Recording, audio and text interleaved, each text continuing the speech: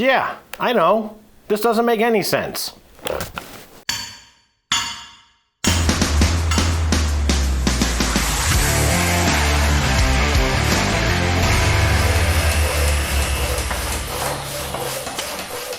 Hey there everyone, I am Jeff, your tabletop technician here on the Dice Tower. Today, I've prepared a simple review about a fairly simple board game, Forge by Fundamental Games.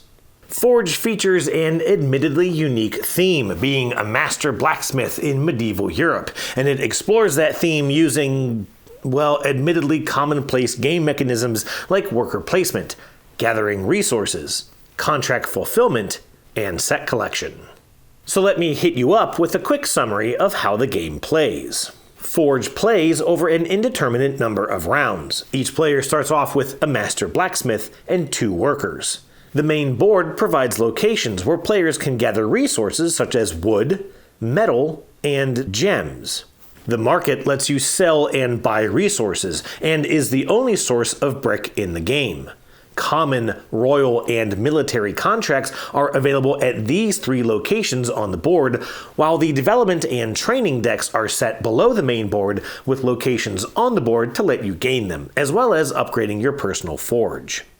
On your turn, as with basically any worker placement game, you'll place a worker and take the action at that location. Of course, there are some little rules here and there, like diminishing returns on gathered resources with each worker placed at these locations, and being able to buy or sell an unlimited number of only 2 different resources at the market. The worker actions on these locations look a bit confusing, but they do provide some flexibility in your options. And those options give you ways to upgrade your forge. Up to 4 of these development cards can be installed into your forge to provide various benefits. Also, each of your eventually 4 workers can be trained with a unique ability that typically benefits the worker played from that spot on your player board. And this upgrade spot at the bottom of the main board lets you upgrade one of 8 tools on your player board, paying the costs shown next to the marker before moving the marker down to the upgraded location. Some of these upgrades are required by various contracts in the game, and speaking of those contracts, they're fulfilled by this action, as detailed in the rulebook, that admittedly took us quite a while to find because it's printed smack dab in the middle of your player board. In order to fulfill a contract, you'll of course need the requisite resources, but you'll also have to have any shown upgrades, as well as the required skill level to forge the requested item. Now, skill is tracked here on your player board, and there are a number of ways to increase your skill, including an automatic 1-point bump in everyone's skill level at the start of round 3. Throughout the game, players will gain achievements tracked with these hammers on this oversized additional board. Each achievement awards diminishing points as players claim them. And the game ends when a player claims their 5th achievement, and players will score points based on remaining money and gems, the points on each contract they completed, and a set collection bonus for each complete or partial set of guild icons, which can appear on contracts, guild cards, which I didn't mention, and development cards.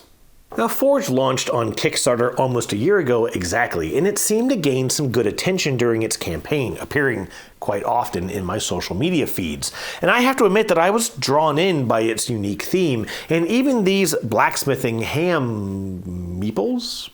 And yet, several months after fulfillment, nobody is talking about this game. And I think that's because Forge is just so simple. As far as worker placement games go, this does nothing unique. You gather resources and use them to fulfill contracts. The leveling up system is kind of neat, but you'll have plenty of time in a game of this to get every upgrade, especially since each row of completed upgrades on your player board is one of the 6 achievements in the game.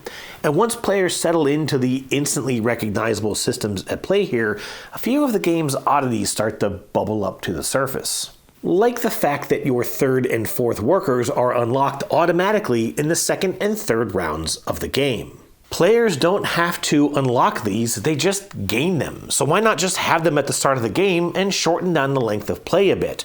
Or how about these training cards? A lot of these apply to the worker at the spot the card is placed at, but take this one, which says each of your military contracts is worth 2 additional VP at the end of the game.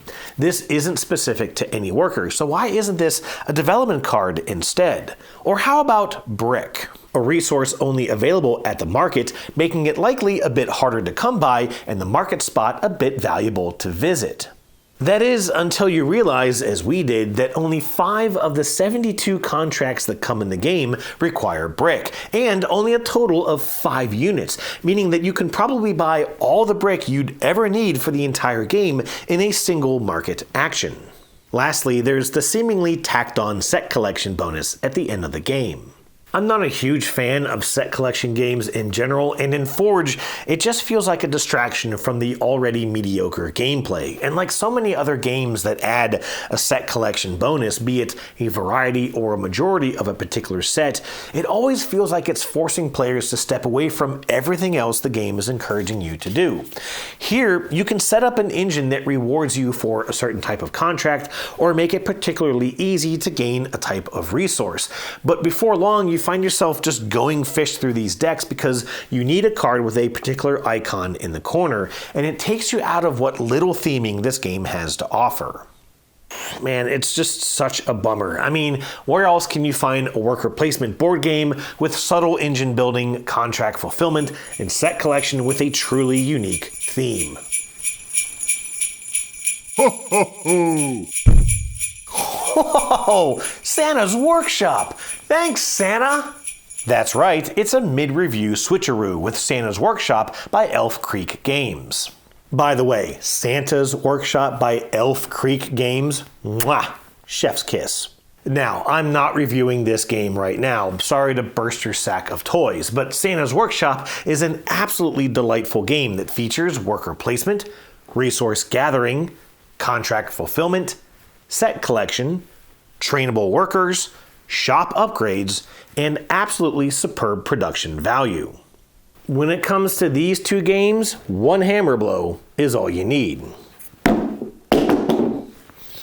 Listen, I feel a little bad giving crap to a small passion project game from a small publisher, but unfortunately for Fundamental, these 2 games came out at almost the exact same time, and I played both of them barely a week apart.